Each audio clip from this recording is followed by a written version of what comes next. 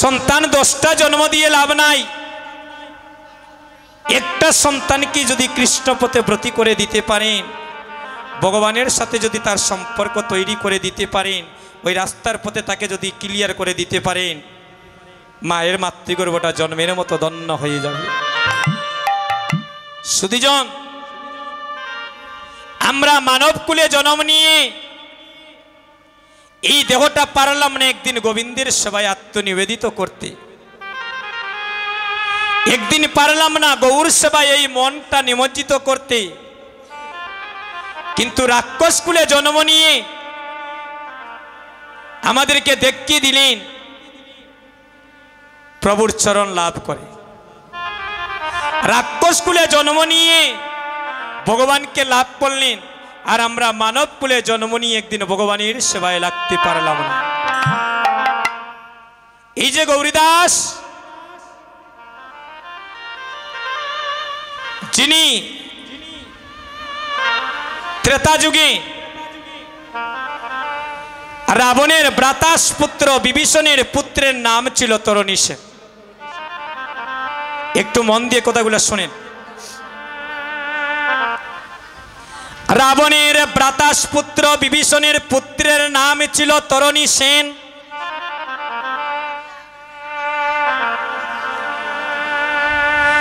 রাবণের 9 লক্ষ পুত্র ছিল, 16 লক্ষ নাতি। একে একে সব বিসর্জনে দিলেন, সংসারে রইল না কেউ দেওয়ার মতো বাতি। ও মায়েরা, রাবণের 9 লক্ষ পুত্র ছিল আর 16 লক্ষ নাতি। একে একে সব বিসর্জন দিলেন, সংসারে রইল না কেউ দেওয়ার মতো বাতি। আমরা সবাই জানি সীতা মাকে কে হরণ করেছিলেন। একটু মায়েরা গুনছেন, একটু রাস্তা দেও, মনটা আমার দিকে রাখেন, ভগবানের দিকে রাখেন, অন্যদিকে দিবেন না। রাবণ কাকে হরণ করেছিল? একটু জোরে কইবা, আমি করনে একটু কম শুনি। সীতাকে রাবণ হরণ করেছেন। সীতাকে কি রাবণ হরণ করেছেন বাবা? আজকে জেনে নিন, সীতাকে কোনোদিন রাবণ হরণ করেন নাই। আসল তথ্যটা আমরা জানি না দাদা।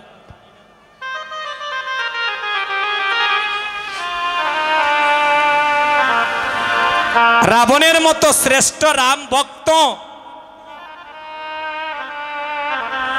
আর রাবণের মতো শ্রেষ্ঠ ব্রাহ্মণ এই বিশ্ব ব্রহ্মাণ্ডে আর দ্বিতীয় কেউ ছিলেন না।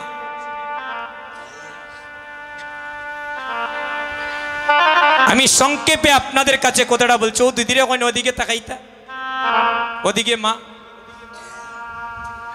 কথাগুলা শোনেন। আমি তো বলছি বিশেষ দরকার হইলে উঠিয়া গিয়া কাজ সারিয়েন, কোনো সমস্যা নাই। হরি বল। যদি আপনাদের কোনো কাজ থাকে মা, প্রয়োজন মূল্যবান তো কথা থাকে, একটু বাইরে গিয়া সারিয়েন। আর একজনকে যেন এই কৃষ্ণ কথা গৌর কথা আলোপনে যেন আমরা বিঘ্ন না ঘটাই। আমি যদি আমার মতো গাই, আপনারা কেউরে কিচ্ছু কইতাম না। আপনারা কে শুনলা না শুনলা এটাও আমি তো গাইতাম না। আমার মতো আমি গাইয়া দিতাম পারব, কারণ আমার সময় বাধা শেষ, আসর থেকে নামি যাই। তো এই উদ্দেশ্যে আসরে দাঁড়াই নাই। 3 ঘন্টা কীর্তন করিয়া একটা কথা যদি কোনো ভক্তের অন্তরে গেঁথে দিতে পারি, আর ওই কথাটা যদি বাড়িতে নিয়ে আপনারা রক্ষা করিতে পারেন, তবেই তো আপনাদের হরিবাসরে বসা ধন্য হবে।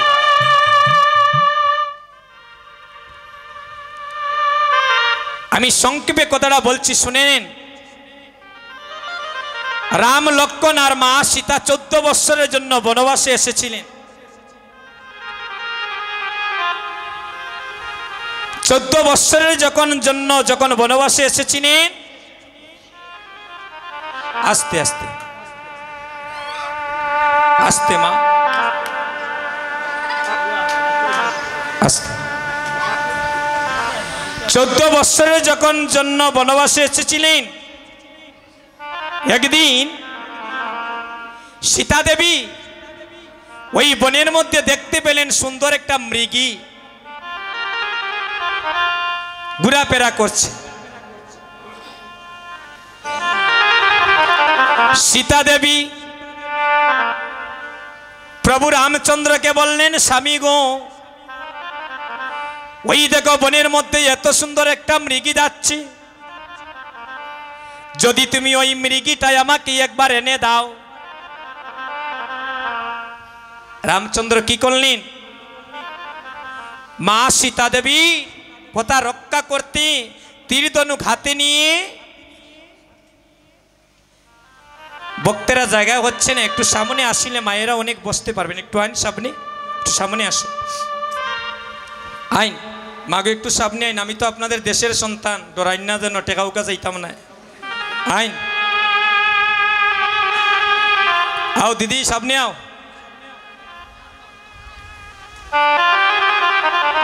কিন্তু আগুইতে গিয়া গন্ডগোল শুরু করবা না, এখন তো আর ঠান্ডার দিনও না যে জায়গা গরম করছেন কিলা আগুইতা, আইন সামনে আইন, ঠিক আছে। এবার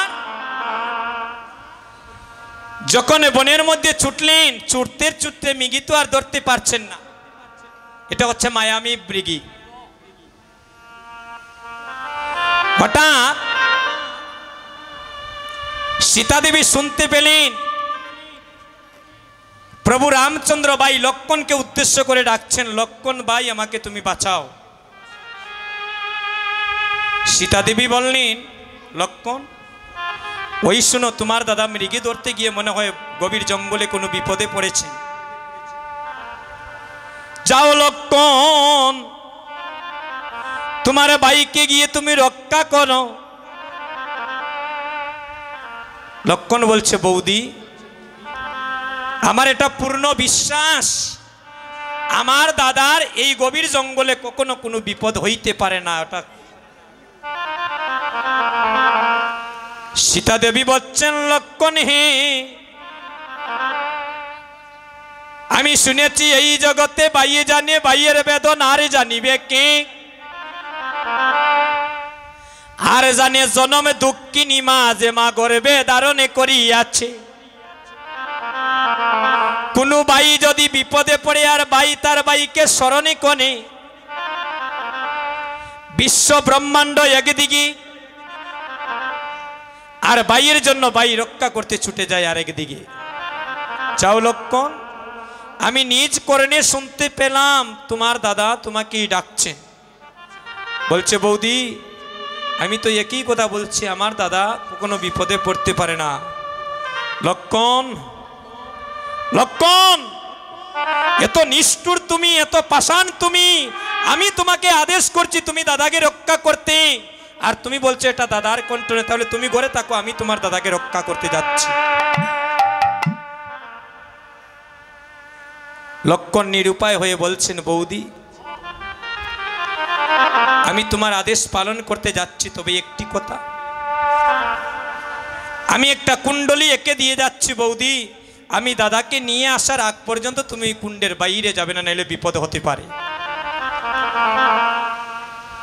এই বলে লক্ষ্মণ সীতা দেবীকে প্রণাম করে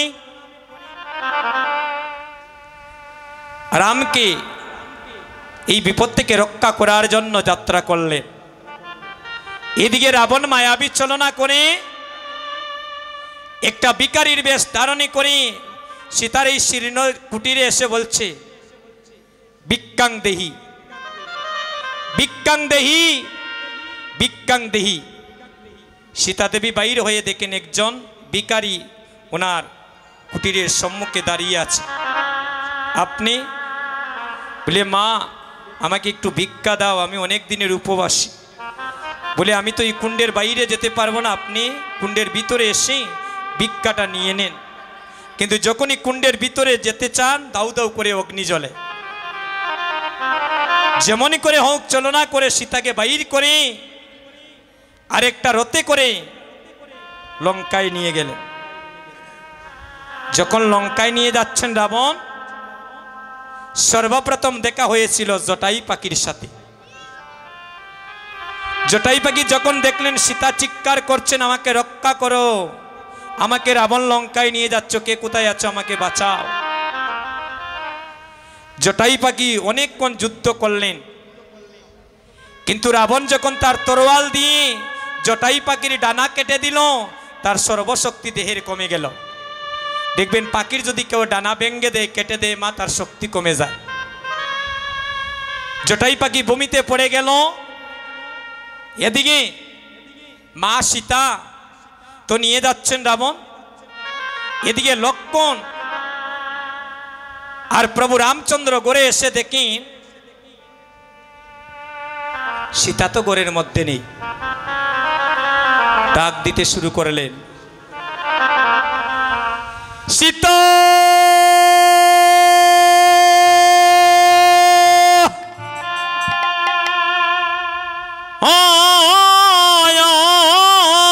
সীতা,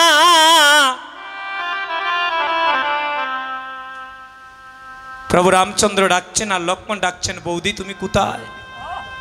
আমি তোমায় আগেই বলেছি যে আমার ভাইয়ের কখনো বিপদ হইতে পারে না, তুমি তো আমার কথা শুনলে না বৌদি।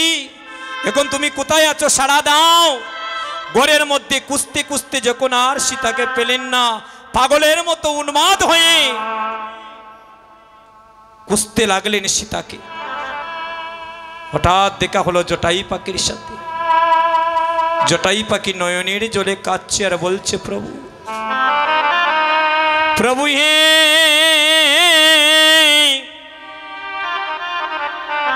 আমি এমন কত ভাগা প্রভু হে, তোমার সীতাকে আমি রক্ষা করতে পারলাম না। প্রভু রামচন্দ্র বলছেন, জটাই রে, আমার সীতার এমন কি হয়েছে বলো বলো, তুমি শীঘ্রে বলো। দেখলাম প্রভু হে, লঙ্কার রাবণ মা সীতাকে রথে করে লঙ্কায় নিয়ে যাচ্ছে। অনেক চেষ্টা করলাম, পারলাম না রক্ষা করিতে। তুমি আর বিলম্ব করো না প্রভু, তুমি শীঘ্র করে বানর সৈন্য নিয়ে তাড়াতাড়ি মা সীতাকে লঙ্কা থেকে উদ্ধার করে নিয়ে আসো। প্রভু রামচন্দ্র কি করলেন? রাক্ষসদেরকে বধ করার জন্য, সীতাকে উদ্ধার করার জন্য বানর সৈন্য নিয়ে এবার ধীরে ধীরে লঙ্কার অভিমুখে যাত্রা করলেন। যখন যাত্রা করলেন, বিশাল একটা সমুদ্র পাড়ি দিবেন কেমন করে?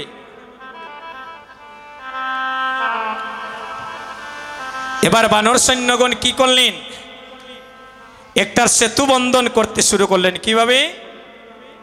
অনেকে দেখবেন রামায়ণ দেখেছেন, দেখেন নাই?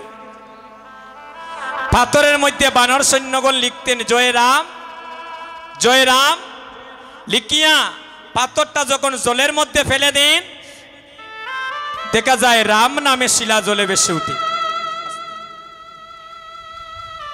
হরির নামে এখনো পাষাণ গলে, এগুলা মিথ্যে নয়। পাথরের মধ্যে যখন লিখেন জয় রাম, দেখা যায় রাম নামে পাথর জলে বসে উঠছে। এবার লঙ্কার মধ্যে খবর গেছে রাবণের কাছে যে আপনার দিন শেষ। বলে কেমন করে? বলে দেখলাম প্রভু রামচন্দ্র শত শত হাজার হাজার সৈন্য নিয়ে লঙ্কার অভিমুখে আসছেন, আর পাথরের মধ্যে রাম নাম লিখছেন, আর পাথর জলের মধ্যে বেশে সেতু বন্ধন হচ্ছে। রাবণ বললেন, চিন্তার কোনো কারণ নাই। যদি রাম নামে শিলা জলে বাসে, তে আমি রাবণ নামেও শিলা জলে বাসা লাগবে।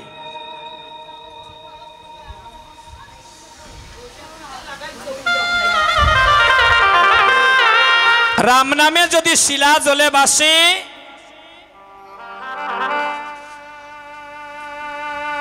তাহলে রাম নামেও শিলা, রাবণ নামেও জলে শিলা বাসা লাগবে। বইয়ের কোনো কারণ নাই। যাও একটা পাথর নিয়ে আসো। একটা পাথর নিয়ে আসলেন। এবার পাথরের মধ্যে লিখলেন জয় রাবণ জয় রাবণ। জয় রাবণ লিখে যখন পাথরটা জলের মধ্যে ফেলে দিলেন, দেখা গেল রাবণ নামেও শিলা জলে বেশি উঠেছে।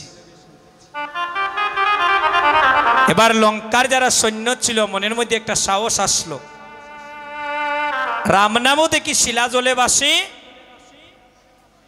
এদিকে দেখি রাবণ নামেও শিলা জলে বাসে, তাহলে তো উভয়ের শক্তির একটা প্রমাণ হয়ে গেল সমানে সমান। এবার যদি লঙ্কাপুরী ধ্বংস করতে তাহলে অনেকক্ষণ হয়তো যুদ্ধ করা লাগতে পারে, আর কে জয় হবে আর কে পরাজয় হবে এখন বলা যাচ্ছে না, কারণ উভয়ের শক্তির একটা প্রমাণ হয়ে গেল সমানে সমান। এবার রাবণের স্ত্রীর নাম কি থাকো? ও দিদি, হ্যাঁ মন্দোদরী। আচ্ছা, আজকে মায়েরা আমার একটা কথা হওয়া লাগবো, মায়েরা স্বামীরে কিতা কইয়া ডাকইন আস্তে। আমরা তো ডাকি ও বিউটি, ও শেফালি, ও সুইটি, যার যে নাম আছে আমরা নামে ধরি ডাকি গো। কিন্তু একজন মা তার স্বামীকে কি বলে ডাকেন কইতাম নি আমি, এরে হুন্ডাইনি, আদর সোয়াগ করে আমরা ডাকি। একজন মা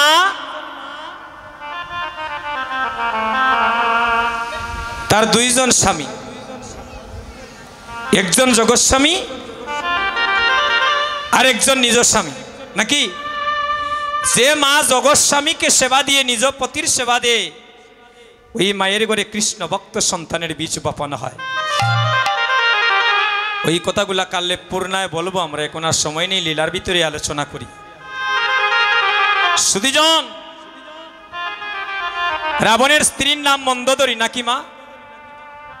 রাত্রি 3 ঘটিকা, কয়টা রাত্রি, কয়টা 3 ঘটিকার সময় রাবণের স্ত্রী স্বামীর চরণ সেবা করছে। হঠাৎ রাবণের ঘুম ভেঙে গিয়েছে। স্বামী যখন ঘুম ভেঙে গিয়েছে, মন্দোদরীকে বলছেন, মন্দোদরী এই সময় তুমি নিদ্রাগত থাকার কথা, তুমি এখন কেন আমার শিয়রের চরণের পাশে বসে আছো? বলে, স্বামী আমি তোমার কাছে 2টি কথা জানতে চাই। বলে, বলো কি জানতে চাও? আচ্ছা বলো। রাবণের স্ত্রী মন্দোদরী স্বামীকে প্রশ্ন করছেন, বলো আমি তোমার কি? তখন মা যদি আপনার স্বামীর জিজ্ঞাসেন আমি তোমার কি, সুন্দর একটা আনসার আসবে না? রাবণ বলছে, তুমি তো আমার স্ত্রী, তুমি তো আমার সহধর্মিনী। বলে, দেখি আমার মাথা হাত রেখে হোসেন আমি তোমার কিতা? বলে, আমি তোমার মাথায় হাত রেখে বললাম তুমি আমার স্ত্রী, তুমি আমার সহধর্মিনী, তুমি আমার অর্ধাঙ্গিনী, তুমি আমার জীবন মরণ, তুমি তোই আমার সব। বলে, আচ্ছা আমি যদি তোমার স্ত্রী, আমি যদি তোমার সহধর্মিনী, আমি তোমার বউ, তাই যে আমার খোয়া লাগবো আর বেটার বেটি কি তার লাগে চুরি করিয়া লঙ্কায় নিয়ে আইলায় নাকি? আমি যদি তোমার স্ত্রী হয়ে থাকি, আমি যদি তোমার সহধর্মিনী, তে আর বেটার বউ কি তার লাগে চুরি করি লইয়া আইলায়? 1 নাম্বার। বলে, আর কি? বলে, আমার মনে আরেকটা বড় প্রশ্ন। আমি জানি এই জগতে রাম নামে শিলা জলে বাসে, কিন্তু আমি তো কোনোদিন শুনি নাই যে রাবণ নামে শিলা জলে বাসতে। এই শিলাটা তুমি কেমন করে জলে বাসালে যদি তুমি আমাকে একটু বলতে। রাবণ দুটি নয়নের জলে কেঁদে কেঁদে বলছেন, ওগো মন্দোদরী, এই জগতে সবার সবই কিছু শোনার মানুষ আছে,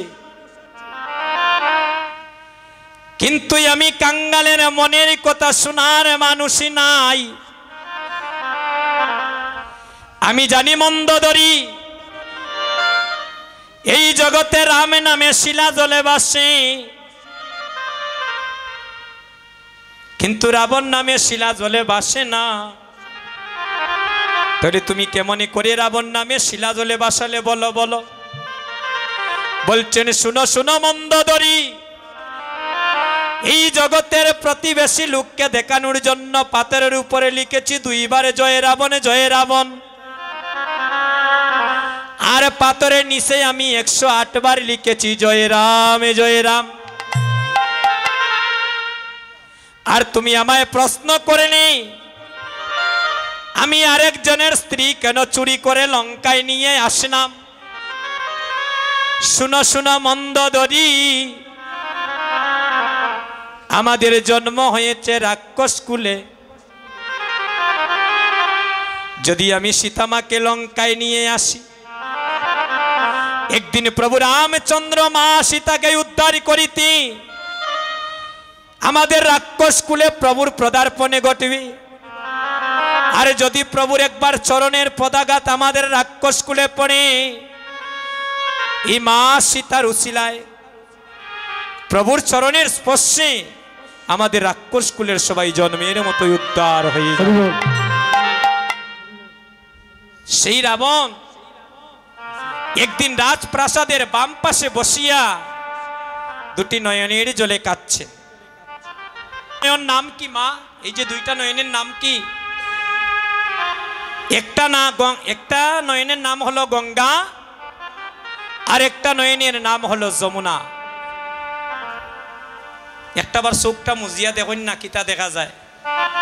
আমারে দেখুননি না কেউ দেখতে পাইন, অন্ধকার দেখবা। তাই বলছেন, যদি তোমার নয়নের ঘুম ভাঙ্গে দেখতে পাবে সকাল। আমি মিশা কইরাম বা দাদা। আর যদি দুটি নয়নের ঘুম না ভাঙ্গে সুজা চলে যেতে হবে পরকাল। রাত্রে যে ঘুমাই, ছেলে মেয়ে স্ত্রী পুত্র কোটি কোটি টাকার যে স্বর্ণ অলঙ্কার আলমারি শোকেজে রাখিয়া ঘুমাই, ওইটাই ভারণ্যি। গাছতলাত আসুন না, শ্রীমঙ্গল আসুন না, লন্ডন আসুন না, কানাডাত আসুন, কইতাম পারিনি। তাই বলছেন, ঘুম যদি গৌর করি তোমার পরের দিন ভাঙ্গিয়ে দে, তবেই তো তুমি দেখতে পাবে সকাল, স্ত্রী পুত্র পরিবার বর্গ আপনজন।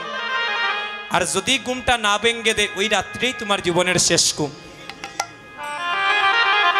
তাই ভগবানকে অন্তরে আশ্রয় করো। তাই রাবণ আজ দুটি নয়নের জলে বুক ভাসিয়ে কাঁদছে। এমন সময় বিভীষণের পুত্র তরণেশিয়ান গিয়ে বলছে, জেঠুমণি, তুমি তো লঙ্কার রাজা, তোমার তো নয়নে কাদা শুভা পায় না। জানিস আমি কেন কাঁদছি রে তরণী? বলে, কেন কাঁদছ জেঠুমণি? বলে, এই লঙ্কায় আমার 9 লক্ষ পুত্র ছিল, 16 লক্ষ নাতি, সবাই রামের সাথে যুদ্ধ করে প্রাণে চলে গিয়েছে। এবার লঙ্কায় যুদ্ধে যাওয়ার মতো আমি ছাড়াই আর কেহ নাই। তরুণী রে, যদি আমি যুদ্ধে যাই, গিয়ে যদি রামের সাথে আমার প্রাণটা চলে যায় যুদ্ধ করে, এই লঙ্কার মধ্যে যে প্রদীপ জ্বালিয়ে দেওয়ার মতো আর কেউ থাকবে না। তরুণী বলছে, জেঠুমণি গো, এখনো তো আমি বেঁচে রয়ে গিয়েছি, তুমি আমায় একটু আশীর্বাদ করো, আদেশ দাও, আমি যাব রামের সাথে যুদ্ধ করিতে। রাবণ বলছেন, ওরে তরুণী, আমার আপনে ভাই বিভীষণ আমার সঙ্গ পরিত্যাগ করিয়া প্রভু রামের চরণে শরণ নিয়েছেন, আর তুমি তার সন্তান হয়ে আমার দুঃখের দুঃখী হয়ে বলছো তুমি যুদ্ধে যাবে। আমি তাতেই সন্তুষ্ট হয়ে গিয়েছি, আর যুদ্ধে যাওয়া লাগবে না। তরুণী বলছে, জেঠুমণি, যদি তুমি আমাকে যুদ্ধে যেতে না দাও, তাহলে এই মুহূর্তে তোমার সম্মুখে আমার প্রাণটা বিসর্জন। যদি তুমি এই মুহূর্তে আমাকে আদেশ না করো তাহলে আমার এই প্রাণ আমি তোমার সম্মুখে শেষ করে দেব। রাবণ পড়ে গেলেন মহা বিপদে। এক কাজ করো তরুণী, যুদ্ধে যখন যাওয়ার তোমার এত সাধ, তবে তোমার মায়ের কাছ থেকে তুমি অনুমতি নিয়ে আসো। বিভীষণের স্ত্রীর নাম কি ছিল? সরমা। মায়ের কাছে গিয়েছে। রাবণ যখন বলছেন তোমার মা যদি আদেশ করেন তবেই যেতে পারো, আমি যুদ্ধে যাওয়ার তোমাকে অনুমতি দিতে পারবো না। তরুণী গিয়েছেন মায়ের কাছে, গিয়ে বলছে মা, মা গো, এই মায়ের কথা কি বলবো?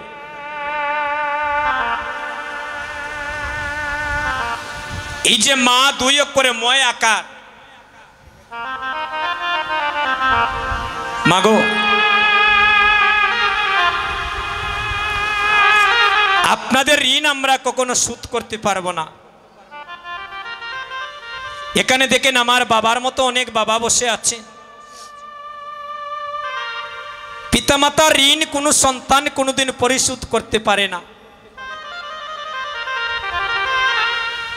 আমাদের শরীরের চামড়া কেটে, একদম ক্লিয়ার কথা, একটু মন দিয়ে বুঝে নিবেন, আমাদের শরীরের চামড়া কেটে যদি মা বাবার পায়ের জুতা বানাইয়া দেই, এরপরেও বলছেন কোন সন্তান তার কোনোদিন মা বাবার ঋণ শোধ করতে পারবে না। সারা জনমে যদি আমরা মারে মাথায় লইয়া ঘুরি,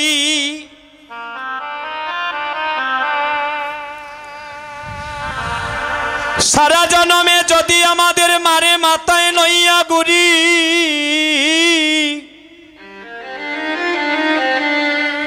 মায়ের কবিন্দু দুধের ঋণ আমরা কোনো সন্তানে শুধিতে না পারি,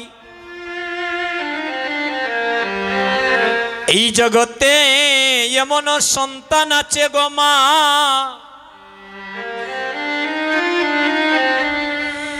এই জগতে এমন সন্তান আছে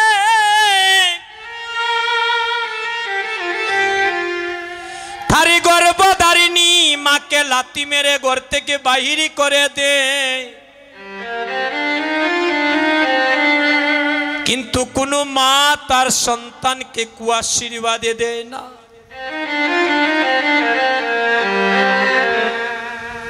মা নাই গৃহে যার সংসার উন্নত,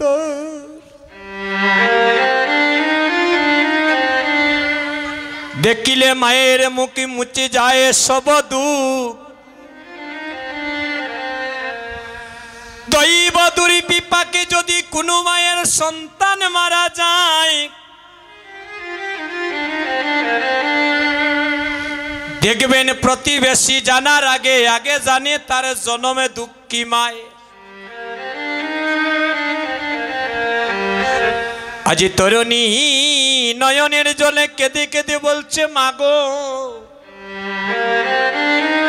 আজ তুমি আমায় একবার বৈষ্ণবের সাজে সাজাইয়া দাও। বলে বৈষ্ণবের সাজে সাজাইয়া দেব বাবা, তুমি কোথায় যাত্রা করতে যাচ্ছ? বলে মা, আমার মনের বড় বাসনা, আমি প্রভু রামচন্দ্রের সাথে যুদ্ধ করতে যাব। মা মনে মনে ভাবলেন বাবারি, এই লঙ্কায় প্রতিটি মায়ের কুলে কালি করে দিয়েছে রাবণ, এবার চলো না আর বলে চাচ্ছে আমাকেও তোর কুল থেকে, আমার কুল থেকে তোকে নিয়ে যেতে। তরুণী রে, তুই যে রামের সাথে যুদ্ধে যাবে বাবা, এই লঙ্কার যারাই যুদ্ধে গেল কেউ তো আর মায়ের কুলে ফিরে আসিল না। যদি রাবণের সাথে যুদ্ধ করি, যদি তোরে প্রাণটা চলে যায়, আমায় মা বলিয়া একবার একবার কে ডাকবে রে হতরণী রে মা বলিয়া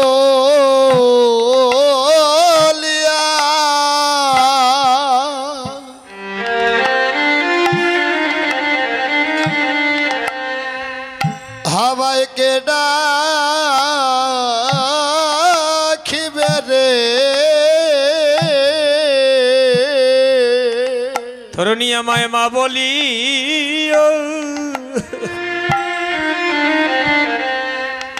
একবার কে ডাকবে রে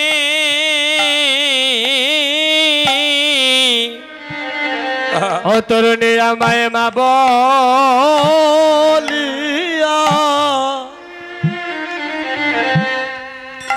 কে ডাকবে রে আমি মধুমাকা মাডা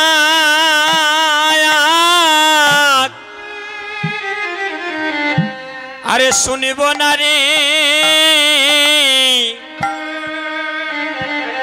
আমায় ঘরে এসে মা বলিয়া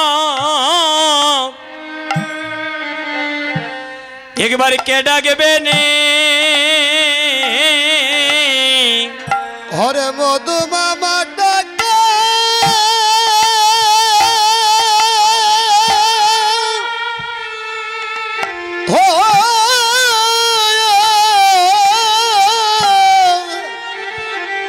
আরে শুনবে না রে শুনবো না রে ধরণী মা বলিয়া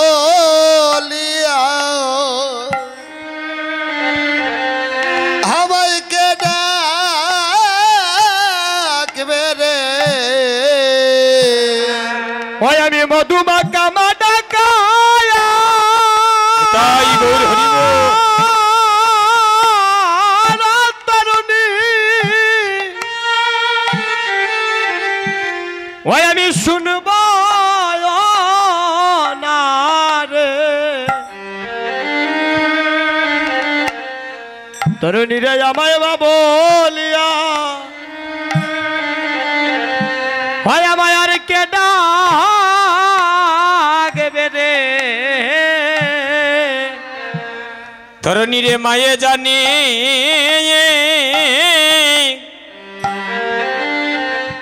মায়ে জানে জগতে পুত্রের বেদন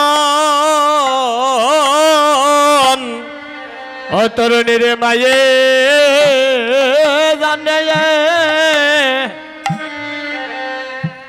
এই জগতে পুত্রের বেদন এই জগতে মা বিনে কে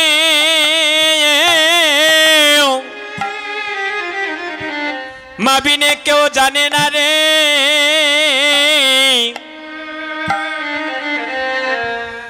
ধরণী জগতে মায়ে জানে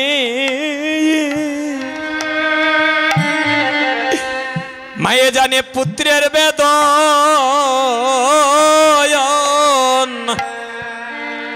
ওরে মা বিনকে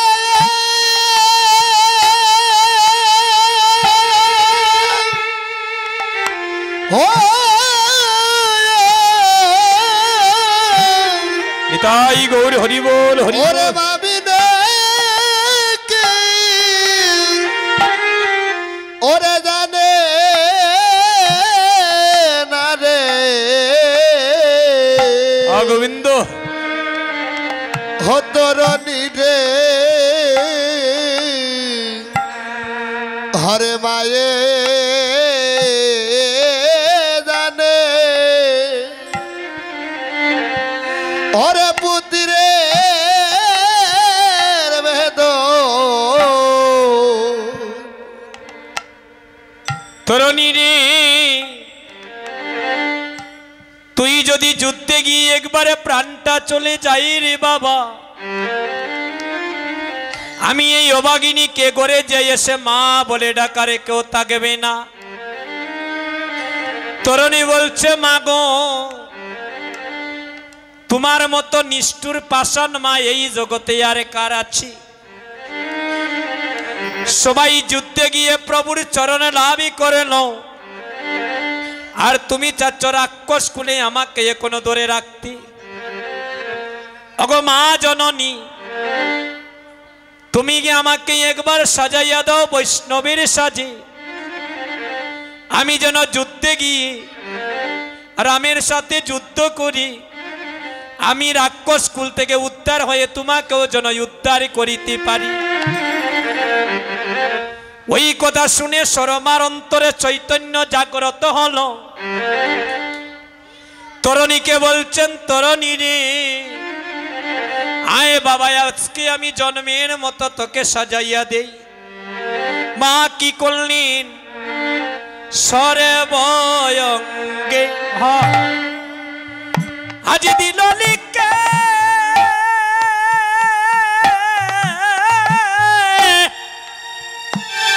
জয় রাম, রাম নাম গো হো মায়ে অঙ্গে ওরে দিল লিখে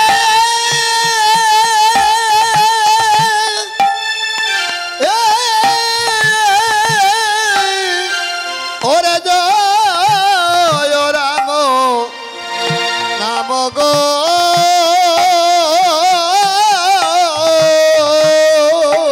অময় সর্বঙ্গে ওরে দিল লিখে গো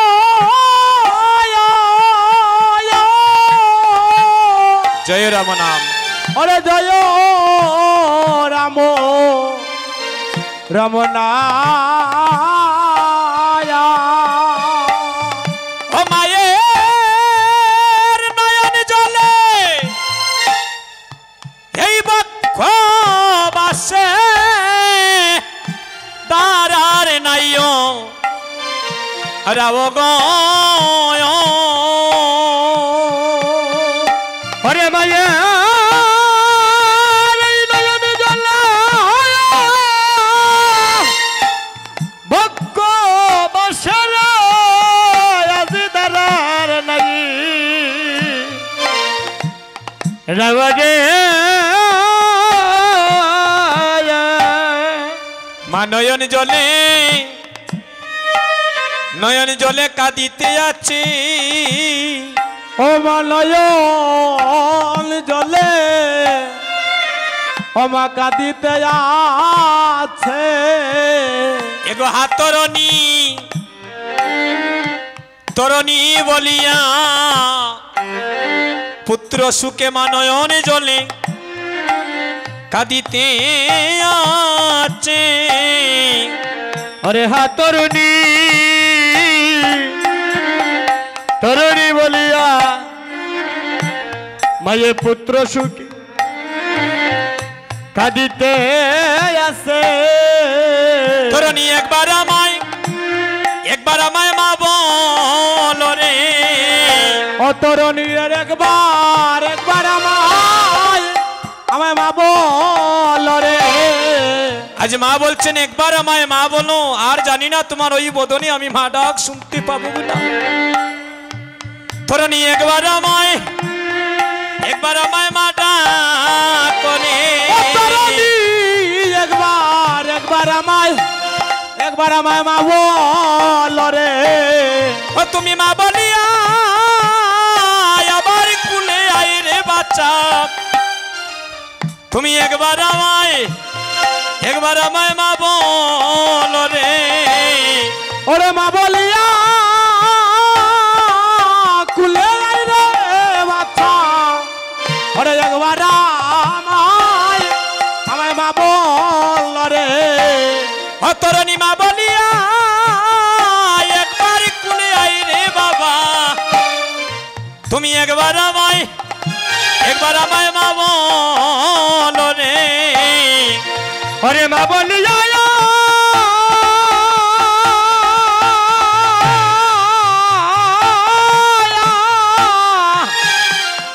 আরে মা বলিয়া কুলে আয় রে। তরুণী একবার আমায় মা বলো রে। আজ মা তরণীর সর্বে অঙ্গে লিখে দিলেন জয় রাম। আর কপালের মধ্যে লিখে দিলেন শ্রীরাম,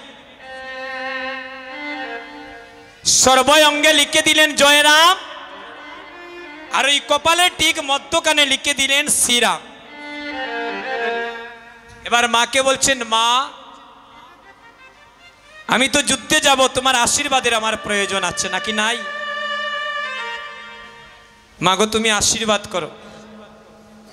মা বললে, নাই, আজকে তোকে আমি প্রাণ ভরে একটু আশীর্বাদ করি বাবা, যে আশীর্বাদ জীবনে কোনো মা তার সন্তানকে কখনো দেয় না। হরিব। তরুণী নয়ন জলে কেঁদে কেঁদে বলছে, মা গো তুমি এমন আশীর্বাদ দাও আমার দেহটা যেন রামের সেবায় লেগে যায়। তরুণী বলছি, আরে বিলম্ব করো না মায়, আমায় একবার আশীর্বাদ দিয়ে সাজিয়ে দিয়েছ, আদেশ দাও। মা মস্তকে হাত রেখে বলছেন, তরুণী আমি তোরে করি এই আশিস, আর যুদ্ধ থেকে যেন তুই আমার কুলে আর ফিরে না আসিস।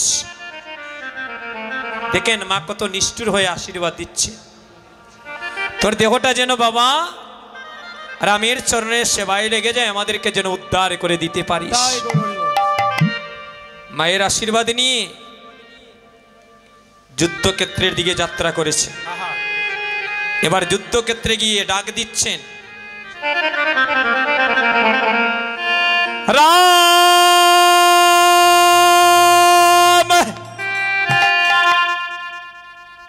রাম রাম রাম রাম রাম বলে যখন ডাক দিচ্ছেন, লক্ষণ বাইর হয়ে দেখেন একটা ছোট্ট বালক প্রভু রামকে যুদ্ধের জন্য আহ্বান করছে। সাথে সাথে রামচন্দ্র বাইরে হলেন ওই বালকের সাথে যুদ্ধ করিতে। বাইর হয়ে দেখেন যার সাথে যুদ্ধ করিবেন তার সর্বঙ্গে রাম নাম লিখা। তো প্রভু রামচন্দ্র মনে মনে ভাবলেন, আমি যার সাথে যুদ্ধ করতাম আমার নাম দেখি তার সর্বঙ্গে লেখা, এখন যদি আমি আমার ভক্তের অঙ্গে অস্ত্র ছাড়ি তাহলে তো এই জগতের কেউ আমায় ভগবান হইয়া মানত না। আমার ভক্তের অঙ্গে যদি আমি অস্ত্র ছাড়ি আমার কেউ ভগবান মানবনি, তাহলে আমার সীতা উদ্ধারেরও দরকার নাই, কিন্তু আমার ভক্তের উপরে আমি অস্ত্র চালাতে পারবো না। তরুণী বলছে, রাম প্রতিজ্ঞা লঙ্ঘিলে হয় নরকে গমন, যুদ্ধ করতে এসেছো বীরের মতো যুদ্ধ করো, কে ভক্ত আর কে অভক্ত সেটা যুদ্ধক্ষেত্রে প্রমাণ হবে। শুরু হয়ে গেল যুদ্ধ। এই দেখেন যখন শুরু হলো যুদ্ধ, রামচন্দ্র যে বান মারেন আজ তরুণীর গলায় গিয়ে এভাবে পুষ্প মাল্য হয়ে পড়ে। মায়েরা সবাই একটা উলুধ্বনি করেন।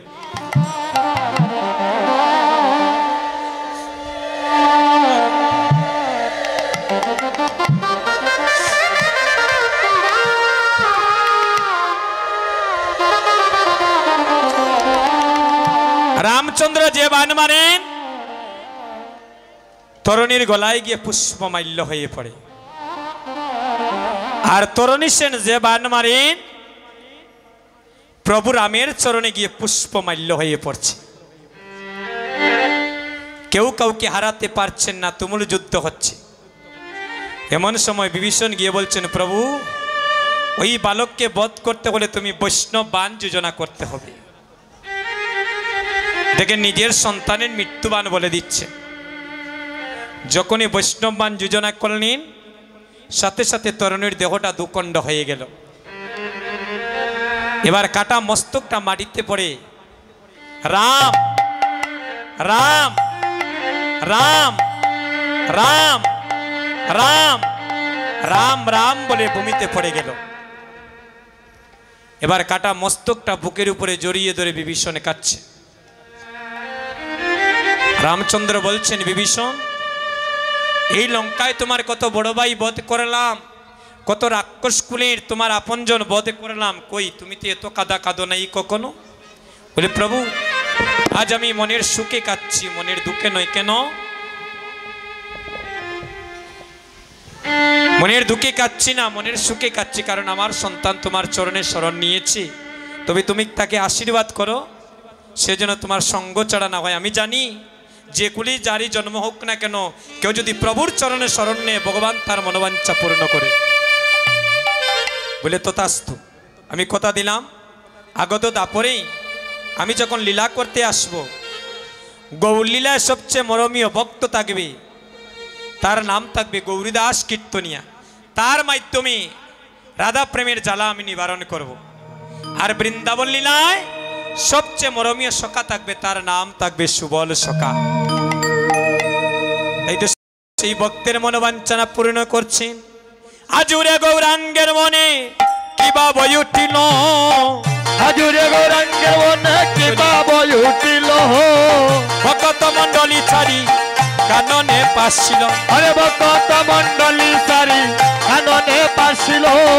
প্রিয় গৌরী দাসে শোনে প্রভু চলি যায়, প্রিয় গৌরী দাসের শোনে প্রভু চলি যায়। সরোবরের তীরে আজি গৌর মূর্ছায়, আরে সরোবরের তীরে আজি গৌর মূর্ছায়। এবারে বৃন্দাবনের পথে চলো, বৃন্দাবনের পথে চলো, বৃন্দাবনের পথে চলো, বৃন্দাবনের পথে চলো।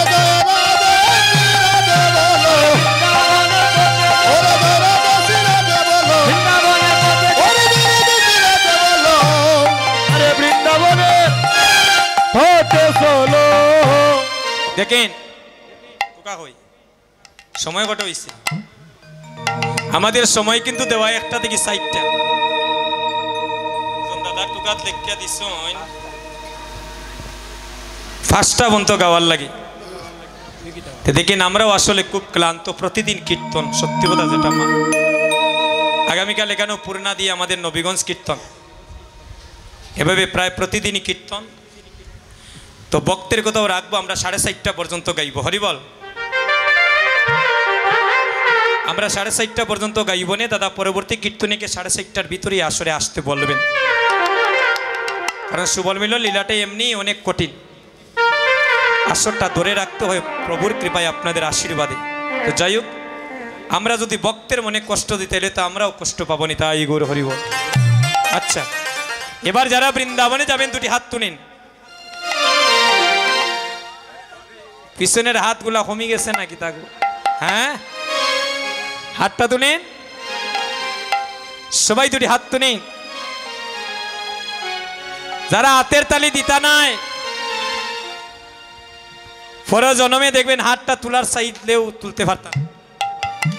তাই সবাই হাতটা কাজে লাগাবেন, বদনে কৃষ্ণ নাম নিবেন। হরিব, একবার হরি বলে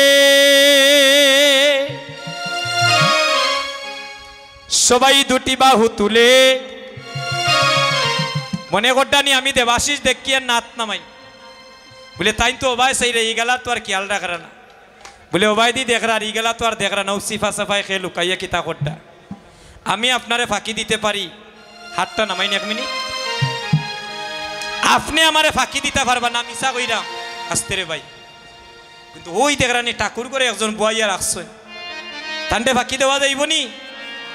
আপনি ইনো বইয়া ফসাদের ডেগে মন, না বাড়িতে মন, না ঘরে মন, একমাত্র অন্তর্যামী গৌর হরি সেটা বুঝতে পারবে। তাই ক্যামেরায় কুনাখানা ধরবো, বাসার কোনো উপায় নেই।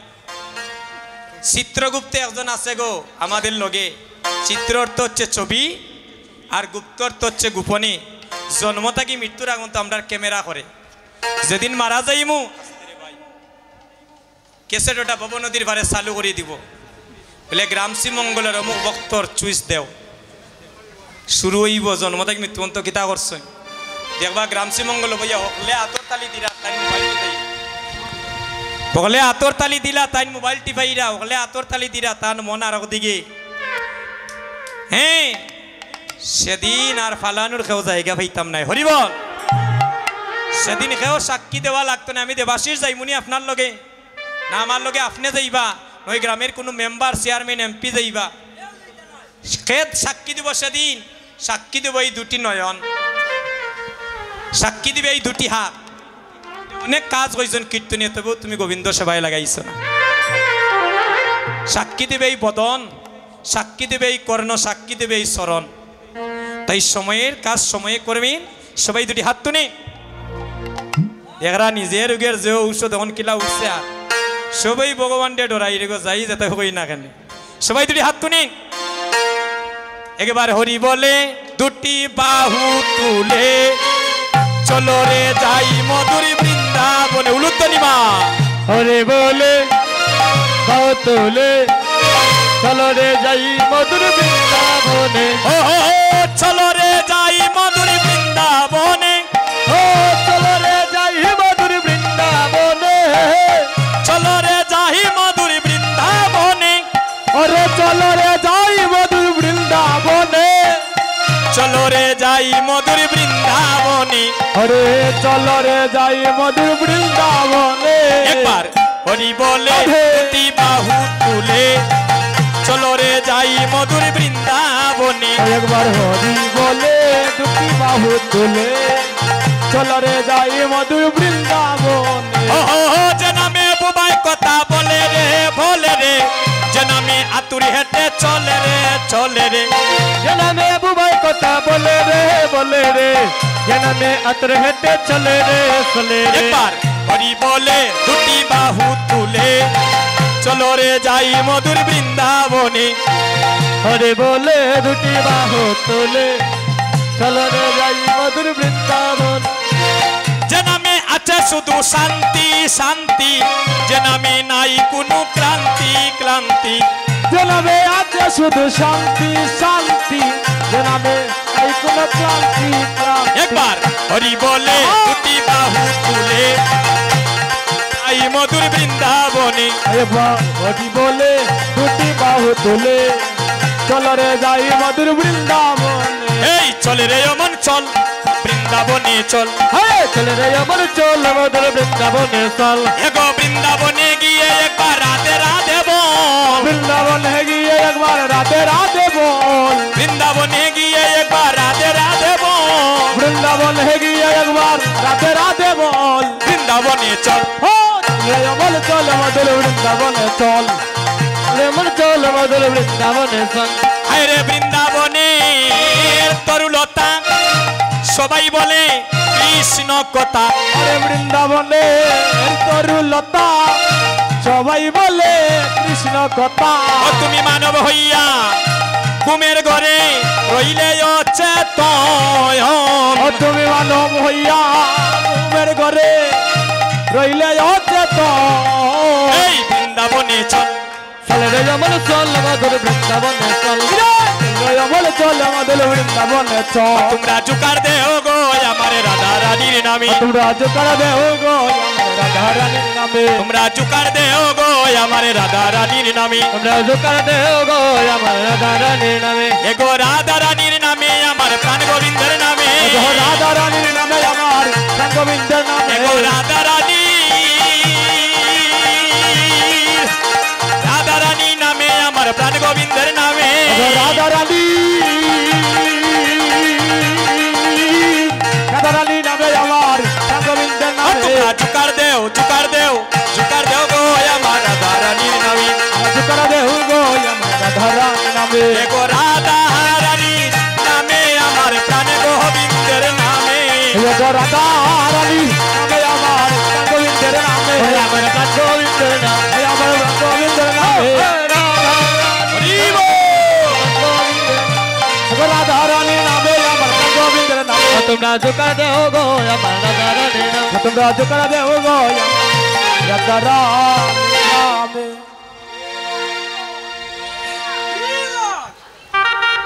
জয় জয় রাধা রানী কি আরে ডেউটা বেশি হতে হবে জয় জয় রাধা রানী কি আরে একটু জুড়ে দিলেন না একটু কষ্ট করি হরি বল খাইল তো আর চাইলেও পাইতাম না রে গো দিদি হরির নামে কি আনন্দ ডুবলে জানা যায় ওই নামের ভাই যারা একবার ডুব দেয় তারা জানে জগতে অন্যজনের বোঝা দেয় বসো হরির নামে ডুবেছিল গৌর আর নিতাই, আর আরেকভাবে ডুবিয়াছিল জগাই আর মাদাই। আসল ডাক্তারের লগে যোগাযোগ নাই, তা দেহর বেমার কমতো কিলা। ডাক্তার হলেন শ্রী গৌরাঙ্গ, রুগীর সনে নাই সম্পর্ক। কুম্বান্ডার শ্রী নিত্যানন্দ রুগীরে ঔষধ খাওয়ায়। প্রেমময়ী রাধা রানী সব ঔষধের শিরোমণি, আর দয়াল নিতাই করে বেচা কিনায় দয়া তোর সবাই। রাধারানীর নাম নিতে ট্যাক্স দেওয়া লাগেনি, কোনো টাকা পয়সা দেওয়া লাগবো নি, গাড়িতে করে যাইতে হইলে ভাড়া দেওয়া লাগেনি। ভাড়া দিয়া বাসার থাকলে মাসে মাসে টাকা যদি পরিশোধ না করেন 10 তলা থেকে নিস্তরাত নামাই কইব সোজা বাড়ির যাওগি। কিন্তু হরির নাম নিতে কোনো ট্যাক্স লাগে না, কিচ্ছু লাগে না। অন্তরের ভক্তি ধরে ডাকলে সকল মনোবাসনা পূর্ণ হয়। এরপরেও যদি নিতাম পারি না তে আর কিতা করব? একবার উচ্চস্বরে বলবেন নাম, জয় জয় রাধা রানী কি। কিতা ধ্বনি করইন, আর একটু প্রাণ ভরে করবেন দাদা, সবাই মিলে। বারিন্দা বড় নিরাই গো, একটু ধ্বনি করবা। এই হরি নামের ধ্বনি যত দূরে যাবে অমঙ্গল দূরীভূত হয়ে দেহটা দেহ বৃন্দাবনে প্রস্ফুটিত হবে। জয় জয় রাধা রানী কি, জয় জয় রাধা রানী কি, বৃন্দাবন ধাম কি, গৌর ভক্তবৃন্দ কি, হরিনাম সংকীর্তন কি, আজকের আনন্দ কি, সুবল মিলন কীর্তন কি, প্রসাদ রানী যাইতাগিনী। আমি কইরাম প্রসাদ রানী যাইতাগিনী, এও কইরা খেও না আর খেও কইরা জয়। দেখেন নামের মধ্যে যখন ডুবে যাবেন যাই কইম খালি জয় হইব। যদি যাইতা চান না তাহলে সবাই দুটি হাত তুলে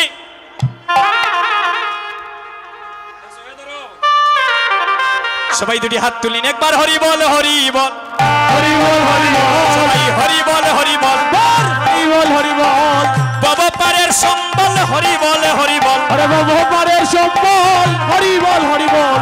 গতি নাই গতি নাই গতি নাই গতি নাই রে গতি নাই গতি নাই রে গতি নাই গতি নাই। ওরে হরি নাম বিনে জীবের গতি নাই গতি নাই, হরি নাম বিনে গতি নাই গতি নাই। সবাই হরি বল হরি বল হরি বল হরি বল হরি বল হরি বল। প্রেমানন্দে বাহু তুলে হরি বল হরি বল, প্রেমানন্দে বাহু তুলে হরি বল হরি বল হরি বল হরি বল হরি বল হরি বল হরি বল হরি বল। জয় জয় রাধা রানী কি, জয় জয় রাধা রানী কি, জয় জয় রাধা রানী কি। এবার মায়েরা বোনেরা সবাই মিলে একটা উলুধ্বনি করেন।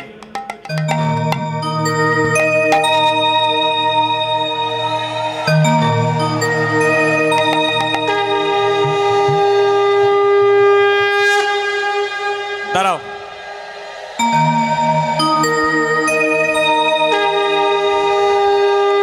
মালা দাও। এই যে দেখতে পাচ্ছেন একটা ছোট ভাই, সে কিন্তু আমার মারাত্মক ভক্ত। তাই গৌর হরি বল। কিতা কইতাম দিদি, এতইটা পাগল সে আমার জন্য, মন থেকে ভালোবাসে। আমি সত্যি তার ভালোবাসার কাছে ঋণী। তার পরিবার, তার মা সবাই জানেন।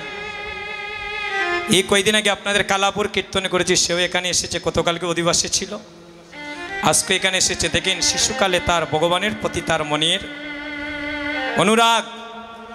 যে বয়সে সে মাঠে ঘাটে খেলাধুলা করার কথা, অন্য জগতে থাকার কথা, সে কিন্তু শ্রীবাস অঙ্গনে বসে আছে কৃষ্ণ প্রেমের অনুরাগ। তার মা বাবার আশীর্বাদ। আমি চাই তার মতো যেন প্রতিটি মায়ের ঘরের সন্তান যেন এভাবে কৃষ্ণ প্রেমে আকুল থাকে। তো যাই হোক, বাইকে যখন পেয়েছি আমরা একটা খেলা খেলাই নাকি বৃন্দাবনে। দেখেন সময় আর 30 মিনিট আছে, এর ভিতরেই আমরা শেষ করে দেব। আজ বৃন্দাবনে মাথাতে একটা চুলের পাপড়ি বাঁধে দেব। বসো এখানে, একটু তিলক দিন বাবা গোসাই। ওই যে তিলকর ইয়েটা দিন আমার, ওই যে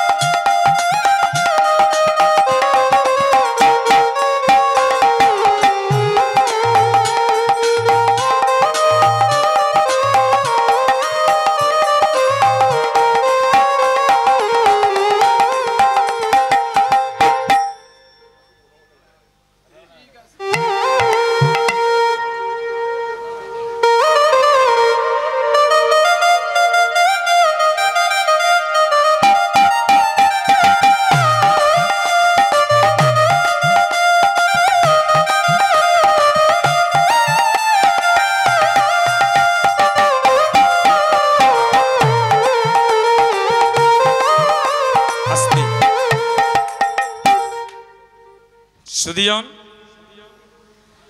আমরা আজকে দুই ভাই একটি খেলা খেলিব। কি খেলা? নিবৃত্ত কাননে সুবলের সনে খেলিছে বিনোদ খেলা। বসো, তুমি এখানে বসো, ওকে বসাও, আরো পিছনে যাও, আরো পিছনে গিয়ে বসো।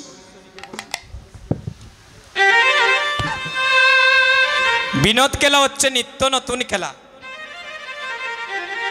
আজকে আমরা দুইটা ভাগে বিভক্ত হব। এক পক্ষ খেলবো কানাইর পক্ষে, আর এক পক্ষ আমরা খেলবো দাদা বলরামের পক্ষে। হরিবল। আপনারা যারা কানাইর পক্ষে খেলবেন সে মনে করেন কানাই, আর আমি মনে করেন বলরাম।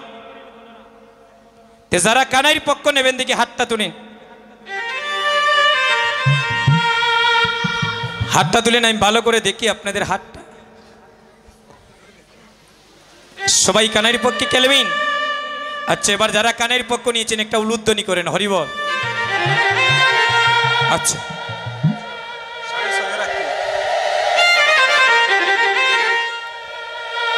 এবার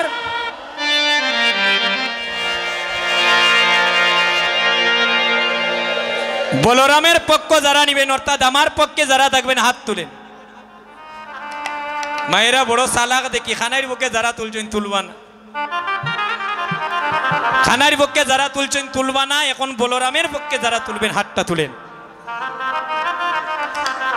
আমার ভাগ্যটা খারাপ, বড় কম দেখি, দেখি জয় পরাজয় তো আর আছে নাকি? যারা আমার পক্ষ নিয়েছেন, বলরামের পক্ষ নিয়েছেন বৃন্দাবনের সবাই একটা উলুধ্বনি হরিধ্বনি করেন, হরিব। এবার খেলার নিয়ম শুনো। তোমার আর আমার মধ্যে একটা খেলা হবে বৃন্দাবনে। ওই কথাটা কে বলছে? কানাই বলরামকে বলছেন, আর বলরামও আবার কানাইকে বলছে। ওই যে একটা বংশীবটের তল দেখতেছ, ওই নির্দিষ্ট স্থানে আমরা একটা খেলা করি। আর যদি খেলায় তুমি হারো কানাই, তুমি আমারে খান্দ করিয়া ওই বংশীবটের তলায় লইয়া যাওয়া লাগবো। পারবাই তো? লইয়া যাওয়া লাগবো, পারা লাগবো। আর আমি আপনাদের সম্মুখে বলছি, আমি যদি খেলায় হারি, আমি তাকে এখান থেকে ওই বংশীবটের তলায় নিয়ে যাব। হরিবল। খেলার নিয়ম কি? ওই কথাগুলো আলোচনা করলে 1 ঘন্টাই চলে যাবে। এই সংক্ষেপে বলছি মা, পারা লাগবো, দাঁড়াও, ডরাইও না। একবার না পারিলে দেখো শতবার পারিব না, এ কথাটি বলিও না, নাকি? শুনেন, নয়নে নয়ন রাখতে হবে। যার নয়ন লক্ষ্য ভ্রষ্ট হবে সে দল খেলায় হেরে যাবে। কানাইকে বলছে বলরাম, ওরে যে দল হারিবে বাইরে কাঁধে তুলে নিবে, যে দল হারিবে বাইরে কাঁধে তুলে নিবে, যে দল হারিবে বাইরে, হাতের তালি, কাঁধে তুলে নিবে, যে দল হারিবে বাইরে কাঁধে তুলে নিবে, বংশীবটের ছায়া তলে রাখিয়া আসিবে। ও হায় রে বংশীবটের ছায়ার তলে রাখিয়া আসিবে, বংশীবটের ছায়ার তলে রাখিয়া আসিবে, আরে বংশীবটের ছায়ার তলে রাখিয়া আসিবে, যে দল হারিবে বাইরে কাঁধে তুলে নিবে, যে দল হারিবে বাইরে কাঁধে তুলে। খেয়াল রাখো। সিদাম সুদাম দাম বসুদাম, খানাই রে কইরা, ও খানাই, তুমি যে এই তার লগে যে খেলা শুরু করলে পারবাইনি তার লগে। খানাই গিয়ে সিদাম সুদাম রে কইরা, বাইরে আমি বেটা শিখনা সাকনা ছোট মানুষ, আর বলরাম এই মোটা, আমরা সবাই বলরামের সঙ্গ নিলাম, বা খানাইর পক্ষে হইয়া বিপক্ষে হইয়া খেলাইলাম, জানি না আমাদের কপালে কিতা আছে। হরিবল। সিদাম সুদাম কয় হারলে ভালো জিতলে ভালো, হারলে ভালো জিতলে ভালো, হারলে ভালো জিতলে ভালো, হারলে হারলে ভালো জিতলে ভালো, সঙ্গ পাবো চিকন কালো, হারলে ভালো জিতলে ভালো, সঙ্গ পাবো চিকনে কালো, হারলে ভালো জিতলে ভালো, যে দল হারিবে বাইরে তাদের তুলে নিবে, যে দল হারিবে বাইরে তাদের তুলে নিবে, বংশী বটে ছায়ার তলে রাখি আসিবে। ও হায় গো বংশী বটে ছায়ার তলে রাখিয়া আসিবে, ও হায়রে রাখি আয়া আসবে, ওরে বংশী বটে ছায়া তলে রাখি আয়া আসবে, বংশী বটে ছায়া তলে রাখি আয়া আসবে, রাখি আয়া আসবে, ওরে রাখি আয়া আসবে, ওরে বংশী ছায়া তলে রাখি আয়া আসবে, আরে যে দল হারিবে বাইরে তাদের তুলে নিবে,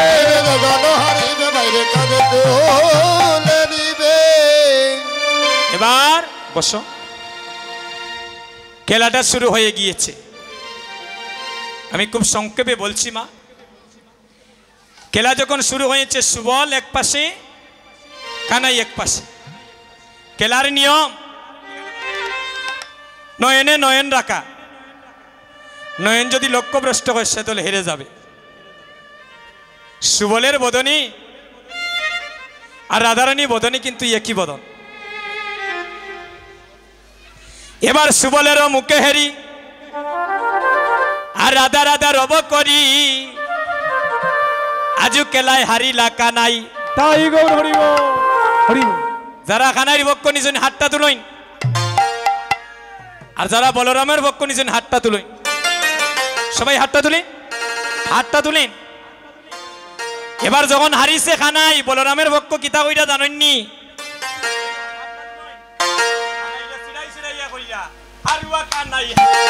হারুয়া কানাই হারিয়া গেল, হারুয়া কানাই হারিয়া গেল, সবাই প্রেমানন্দে হরি বলো, হারিয়া কানাই হারিয়ে গেল, প্রেমানন্দে হরি বলো, হারুয়া কানাই হারিয়া